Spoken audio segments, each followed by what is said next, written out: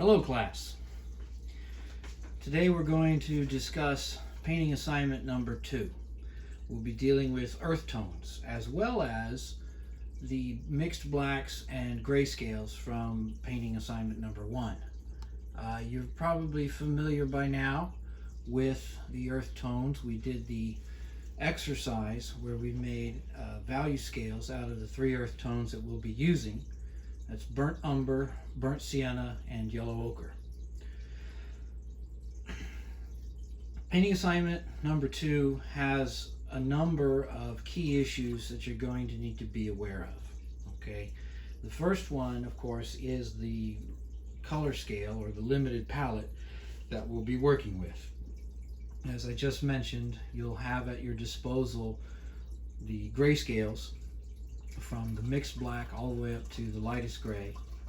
You'll also have the 3 earth tones, burnt umber, burnt sienna, and yellow ochre, and then all the tints that you need to make. That is, when you add white, you tint the color.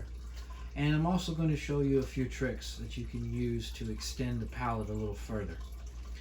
Painting assignment number 2 is a 2-step process. The first step is to resolve the underpainting using the value scales and earth tones. And in the second step, which we will go over in another video, we're going to introduce color on top. Just a controlled small amount of color in select areas. But we'll begin to introduce color into our palettes with this assignment. So for that, you will need your ultramarine blue, cadmium yellow medium, and cadmium red medium. Now, let's talk about a few issues regarding composition. You can see already that, or you can see that I have already begun to work out compositional ideals just with the setup. Okay, I've selected some action figure items here, various sizes, various scales, and I've arranged them so that they have a relation to each other, and I'm suggesting a narrative. This because I'm using the figure reference. With the action figures, there's a figurative narrative reference. You don't have to use action figures. This is just one possible option. You could use common, ordinary objects, but I do want you to think about the still life as a platform for discussing other ideas.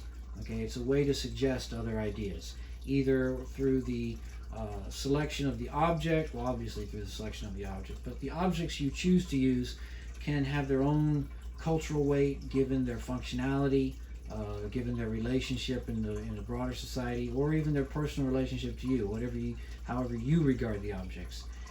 Using the action figures, there's already sort of an implied narrative because they already have a figurative reference that implies a narrative just on its own merits. Now, also regard the space that the objects are in. You'll notice on the left side I have a black background with the light hitting it. I have a red cloth covering part of that background. It's actually a shawl or a scarf. I've also got a red-orange placemat on the ground plane, and then to the left of that I've got some newspaper. So one of the things you might have already picked up on is that the objects I've selected and the space that I've developed for the objects to rest in pretty well comes close to the range of color that we're using for the underpainting, what I'm calling the underpainting. Okay, that is one way you can help yourselves if you choose to. You can select objects that are close to the range of color we're actually dealing with. This can be of benefit to you. You don't have to do it that way, but if you have brightly colored objects and you're going to be using a limited palette, you're going to have to translate whatever color you're seeing into the range of color that we're using. So I'm actually dealing with that by using objects that are close to the color range or the color scheme for this assignment.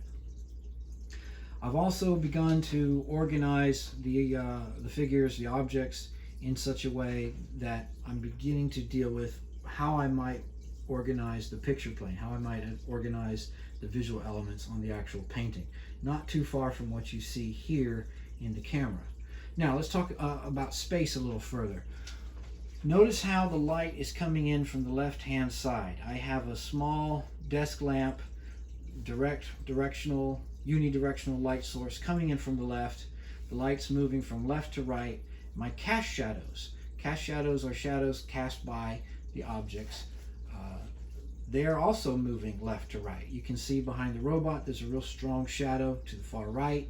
In the center of the composition there's a strong shadow of that Rancor monster. If you look on the ground plane, you can see a shadow between King Kong's feet. You can see a shadow on the ground plane under Batman. Okay, Batman's about to get body slammed there. But these shadows tell us where things are in relation to each other and what their relationship to the space is. You need to include cast shadows. Cast shadows always root the object or the form into the space or onto the ground plane. Ground plane and back plane. We've got a back plane, we've got a ground plane. The cast shadows tell us where those things are. Cast shadows always root the form to the space. Okay, so deal with cast shadows. Use them, all right? Because I have a unidirectional light source, that is to say I have a light coming in from one direction primarily. All my shadows are moving in the same direction for the most part. This means that not only are the figures rooted to the space, but the figures are related to each other relative to the space. They're all in the same space at the same time. They've all got the same type of light hitting them. So that creates a relationship not only to the space, but also to each other. These are important elements to consider. Okay, we're going to break that down further as we lay out the composition. Now I'm going to pan the camera around and bring my paint surface in focus. I apologize. There's my lamp. See it? Things are going to get a little wiggly here for a minute while I set up the shot. There we go. You're shaking the world, Mr. Lyles. Yeah, well, I'm a world shaker. What do you say? Ooh, that was uncomfortable. All right, let me see. I'm gonna back out of this a little bit so you get more of a view, a broader view. Always good to have a broad view. Okay, that's not going to work. That's too low. Give me just a minute here while I work out my technical difficulties. I've got a rather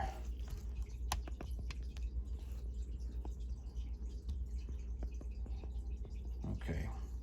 I'm using something of a tripod. It's not really a tripod. It's this device that's supposed to go around a person's neck, but it does not lend itself well to holding still, or to adjusting the shot. So bear with me. There, I think that'll work. All right, now I'm going to get my sketchbook. I want to show you a few things. Hopefully this will be in focus. Always a good idea to have your sketchbook. That's on your supply list. Okay, sketchbook. Ta-da, sketchbook. This is a recommended step. Draw. All right, if you'll notice from this drawing, it's not a highly resolved drawing, it's not a highly developed drawing. What it is a compositional study. I'm trying to figure out where things are in relation to each other, how I might work out their position on the picture plane. So taking the step of making a drawing is a good idea. It's a get to know you moment. Get to know your composition, figure out what you want to do. Another possibility in terms of resolving composition is thumbnails. You see those two small drawings there and there? Those are thumbnail drawings. If you're not familiar with that term, the thumbnail drawing is a small, quick compositional study where you're looking at how the picture plane may be organized. Okay, it's not a detailed rendering or a detailed study of the form. What it is, it's a study of form in space, where the forms are in the picture plane, how they relate to each other. You'll also notice here and here, I'm taking a look at a couple of objects. I got this little screaming Star Wars action figure being chased by a dinosaur over here. And I just wanted to make a quick study of them. Doing that sort of more in-depth study is a way to get more familiar with the things you're looking at, to familiarize yourself with the objects. Here, I've done a study of the Rancor monster's head. A little more developed, not a whole lot more, a little more, and that's just so that I get to understand those forms, okay? How that large form exists, what its properties are. Another study I did was of the dinosaur head. Okay, so when you run into a problem, if you're not familiar with what you're looking at, or you're not certain of how to render it, sketch it out. Just stop and draw it. This is getting to know your subject matter. Okay, study what you're looking at. All right, so I do recommend that you take a step like that. Now, I've got a few ideas about the composition. One of the things, or one of the concepts I'd like to introduce you to with this setup, and this is just an optional thing, okay, but it's a concept, it's an idea. Scale is relative. Size is relative. When I say scale, I'm talking about size, how big something is in relation to the space it occupies or the things that are around it. Scale is a relative thing. Okay, that's an interesting statement, Mr. Lyles. What do you mean by that? Well, if you have ever had a physics class, you may already know where I'm going with that. Let me adjust my picture here a little bit. Oh, I know. I'll move the easel around a little bit. I say it's an easel. It's a dinner table chair with a board. Okay, so my apologies for the delay. I am making some technical adjustments so that you have a better view. That works better. Okay, scale is relative. What does that mean? That means that while the objects in the still life might be operating at one scale, that doesn't necessarily mean that that's the scale I'm going to draw them at. Now I'm mixing up some black. I'm mixing up a middle black. I don't know if you can see that. Burnt umber, ultramarine blue, roughly equal portions of each, a middle black just so I can draw. One of the things I've decided to try to do with this is to change around the scale of some of the objects. Okay, now I've got the robot right there. I want to start with him, her, it, whatever. Robbie the robot. Yeah, I guess Robbie, so that's male, right? Okay. This is just a quick cursory sketch just so that I can identify where the forms are in space. And then I'm going to actually increase the scale of King Kong here. I'm going to make him a bit larger in the picture plane. In the setup, he's about half the size of old Robbie. Here, I'm going to make him about 3/4 the size of the robot.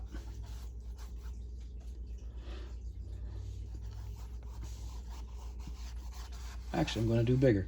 He'll be 2/3 the size of the robot. How about that? So I'm going to change the scale. You mean we can do that, Mr. Lyles? We can just arbitrarily change the size of the thing we're looking at to make a narrative point in our image? Yes, you can. You can do that. Size is relative. Scale is relative. Now, there are certain problems that crop up when you do that. Number one, you have to pay attention to the shadows. One of the reasons that it's possible to get away with that, to get away with changing the scale of the object, is that you're consistent with the position of the cast shadows. So I'm going to have to pay attention to where the cast shadows are.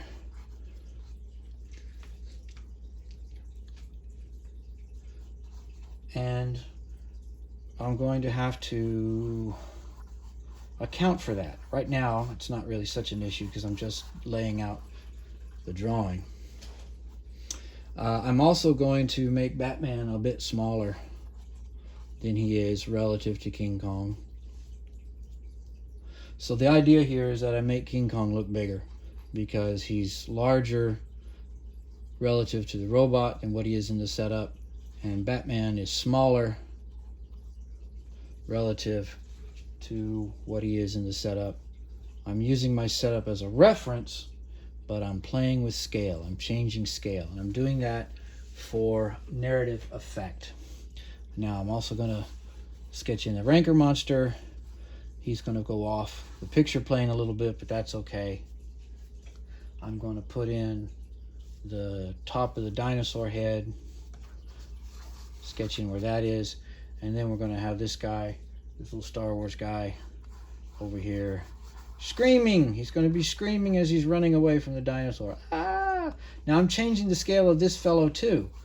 And what I'm doing here, what is implied by making him larger, is that he's moving forward in the picture plane. Things that are moving towards you in the picture plane can be larger in scale, or if they go off the picture plane, that tends to thrust them forward, and he's definitely moving off the picture plane just as fast as he can. All right, now I've got this blocked out, or just mapped out, really. It's just a quick cursory sketch so that I know where things are in relation to each other. Now that that's done, I can start to block out, or block in the composition. First thing I want to do is block in the big shadows. Now, notice something about my drawing here. On the camera, it looks like a pretty, it's a scribbly mess is what it looks like. That's fine. Remember, the painting works in layers, okay? Layers. Layer things up. The painting is not a colored drawing. Now that might be one way to proceed, like if I was using watercolor or something like that, I could draw it all out finely and then color it in, but guess what? Not even then, really. It's just not the way paint works. It's certainly not how opaque paint works. We want to allow ourselves the freedom or the mobility to have a generalized sketch that just tells us where things are in relation to each other, and then we can block in major value relationships. Okay? Major value relationships. Not all the subtle little detailed work. We're going to build that up as we go. We're going to get more subtle work. In fact, I have an example already further along, but I wanted to show you the blocking in stage.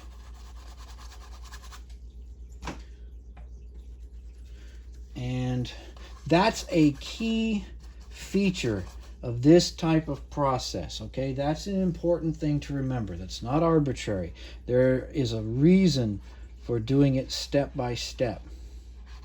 And the reason is we're developing more specificity as we go, and in the second half of this painting we're going to shift gears and we're going to use the earth tones as our underpainting, and we're going to introduce color. We'll talk about that some more momentarily. Let me get this a little further along. Now, there's a trick I want to show you. Let me block this in, and then we'll talk about that. There's a color trick I want to show you. Let me set that up real quick. Okay, so just to demonstrate, I'm going to put this in front here for just a moment. See that card? Okay. What's my overall color composition? What are you talking about color composition? Well, what colors am I using? Burnt umber, right? You see that? I'm also using burnt sienna, right?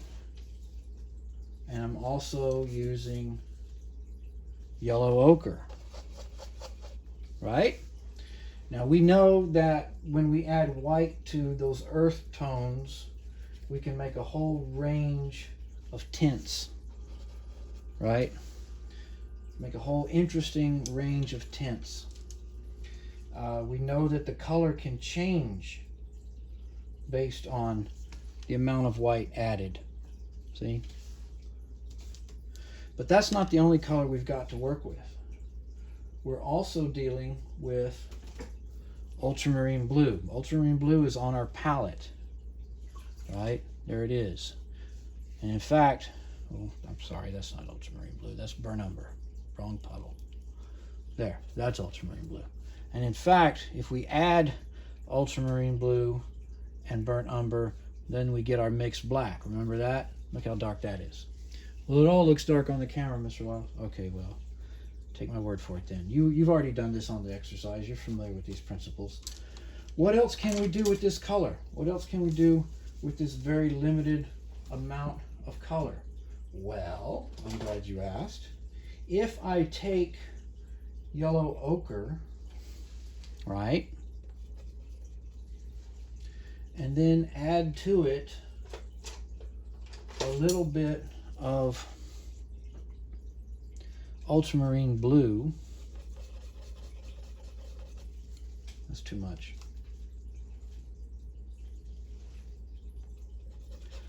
I get a greenish color.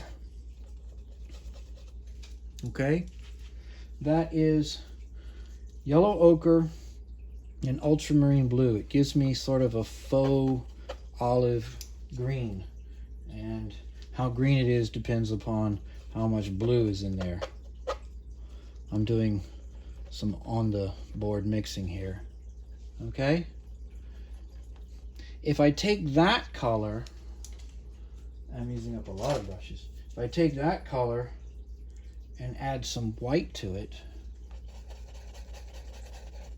right, then I've changed the value of that color.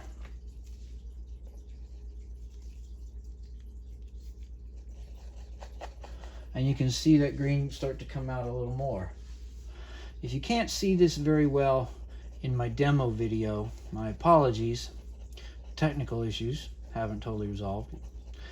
But try it out. Try it out on your own palette.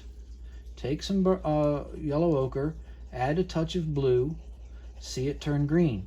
Add white to that, see it turn sort of a minty color. It's not a true green. It's very much a tonal type of color, but it's a stand-in for green, right? It's a way to develop underpainting.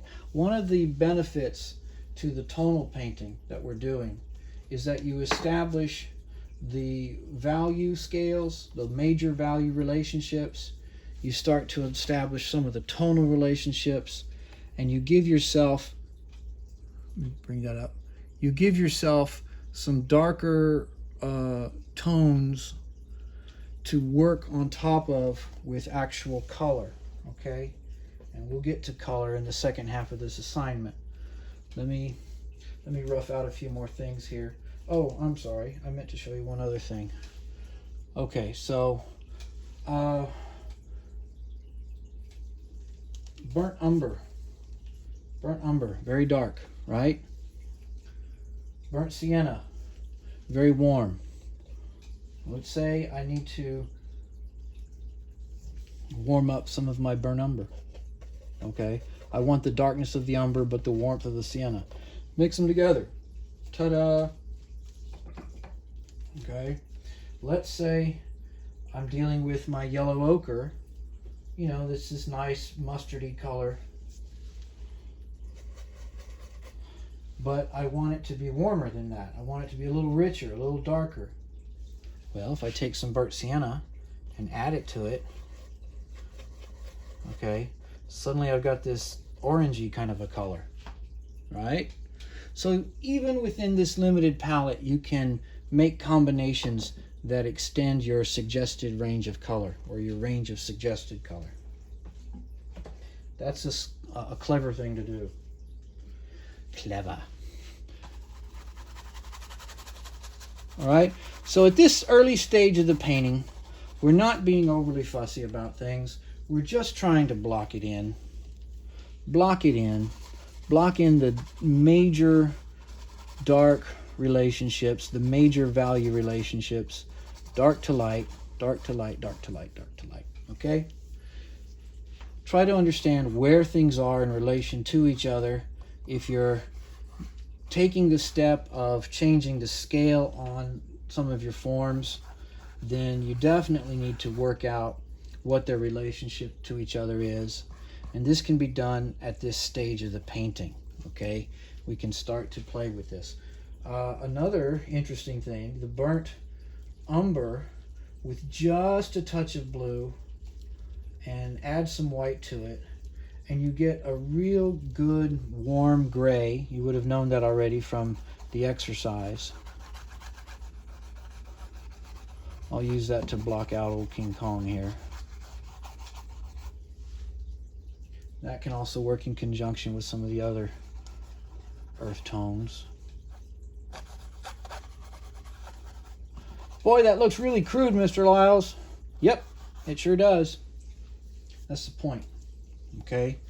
Keep it crude. Keep it direct. We will develop the image as we go. We will develop more specificity, more specific relationships within the image, between the forms and the objects as we go. You got to get yourself something to work with. You need to lay it down. Okay, so that's blocking in stage one. Now I want to show you an option. This is an option. Here's another version. I've already sketched in the image. Now look what I did here. Can you see that? What I did was I took a wash of burnt sienna and I covered the entire canvas with burnt sienna. I let it dry, let it sit out in the sun for an afternoon. Then I came back in with my mixed black and I laid out the composition. And now I'm starting to block things in.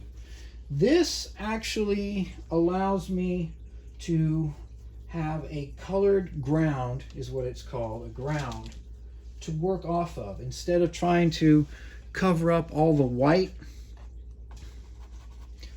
of the primed canvas. The canvas has that gesso coat. It's already come with one. Those of you who took the extra step of adding a couple of additional coats of gesso, good thinking. That's good to do, because the gesso that it comes with is not that great. It's very watered down. And that's what I did here. That's a recommended step as well.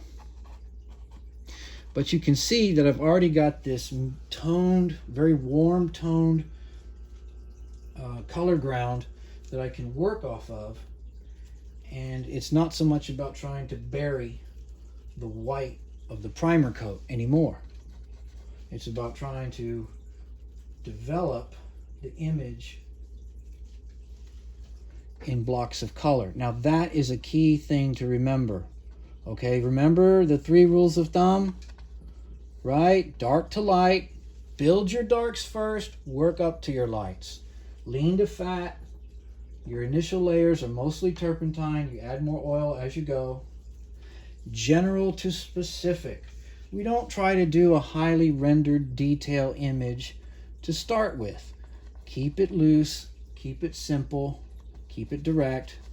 We will build more specific relationships as the painting moves forward. As we develop the painting, we can pick and choose what areas need more attention, need our focus, and we give those areas more time and attention and develop them further. Okay, the image develops as you go. So loose, generalized marks. You can see I'm using a very broad brush, broad stroke technique. I'm just covering, okay? I'm determining where certain blocks of value might be, and then developing those areas just by laying on the color. This is step 1 in trying to build form. What is the value relationship? Again, dark to light. Be patient. Be patient, okay? This process requires your patience. You start out by laying in the darks, building up the dark areas, and then you work up to the lights. Your high key grays, your high key tints, those are some of the last things you do, okay? Be patient. Be patient with yourself. Be patient with the process. Think ahead, right? What's it supposed to look like in the end? What do I need to do right now to get it there? Okay? Dark to light. Find where the darker areas are going to be. Block those in. All right, now I'm going to put this aside, and I'm going to go ahead and show you a version where the underpainting is much more developed, and I will walk you through it. We're going to talk about it. So put this aside. That's my burnt sienna ground. So you can do that. You don't have to do that. That's an option. Okay, here we go. This is the image where the underpainting is at a higher state of development. Okay, I've spent more time with this. Even here, you can see that the areas are still blocked in. They're smaller blocks, but they're just blocked in. I'm using a broad stroke. That means I'm not doing a lot of refined detail. I mean, I'm at the midway stage. This is about 3/4 done, okay, as far as underpainting is concerned. I've laid out the major values. I'm starting to build in areas of higher key value, like the Rancor Monster's head. You can see there's some areas here. The Rancor Monster's holding a fellow that he's caught, and you can see I haven't quite painted that in yet. I went ahead and I used the combination of yellow ochre and ultramarine blue, and I made that faux green. I added white to make tints, and I'm starting to build in the dinosaur's head. I've also done, I don't know what this fellow's name is, but he was in that Rogue One Star Wars movie, Mr. Lizardhead. He's screaming to high heaven, right, running away. Anyway, I built him up using the that what I call a faux green, and then a bit of burnt sienna and white tint to make his tongue. Okay, but this is all combinations of ultramarine blue, yellow ochre, and white. Okay, here you've got more blue in the mix. Here you've got more white in the mix and less blue. All right, and it just balances out. But it's really just the combination of those three colors: white, blue, and yellow ochre. And I get that very tonal earth tone green. Okay, so where do we go from here? All right, things are blocked in. Form is getting developed. I've begun to deal with figure field relationships or figure ground relationships by suggesting cast shadows. I've got a good balance between darks and middle grays, middle tones. What's next? Well, what I would do is, using higher key values and a few middle grays, I would work out the robot's head a little more. Okay, here it's still pretty generalized. I would get a little more specific. For instance, and I'll just by way of demonstration, I will show you what I would do. Like his little gyro thing here that keeps him balanced. That's what that's supposed to be, by the way. Notice I'm using a much smaller brush. I'm actually using a cheap little craft brush I got from Walmart, but it's very small. Small brush, small detail. All right? Big brush, blocking things in. Ta-da, big brush, small brush. That's a small brush. Line, gives me nice lines. All right, that's an example. I just painted that in. And can you even see it? Anyway, I would do that. I've got King Kong's face pretty well developed. What I would do next is develop the Rancor Monster's face more. And that's a matter of putting in higher key values over the middle tones, the dark and middle tones that are already there. You see how that color just sits there? Okay? Value gives us form. Right? Value gives us form. I've already laid in the darks. I've set up the middles. And now I'm bringing in the lights. And that suggests form. Be patient. Okay? Be patient. Allow yourself the time to build up the image. When you do this correctly, a simple stroke of a lighter value on top of darks and middle values, and suddenly the form just jumps up. There it is. His great big crushing jaws. Okay? That's how that works. Dark, middle, light. Set it up. Set it up ahead of time. Don't try to jump into the details right away. That's not going to work very well. Set up. Do the groundwork. Set it up. And then you can come in with the other tonal values and ta-da! You'll hear the angels sing. You'll just go, oh! All right? Remember, suggestion. Suggestion is a powerful thing. I'm not trying to explain every little detail. I'm suggesting it. Use suggestion. Use the power of suggestion. Now, there are times when it's appropriate to develop things to a much higher resolution. What do I want the viewer to see first? Where do I want the viewer's eye to go? When do I want the viewer's eye to go there? Those are questions you need to ask yourself. What do you want to have seen first? How long do you want the viewer's eye to stay on any given point in the composition? The more information you put down, the longer the eye is going to stay in that area. So think about time.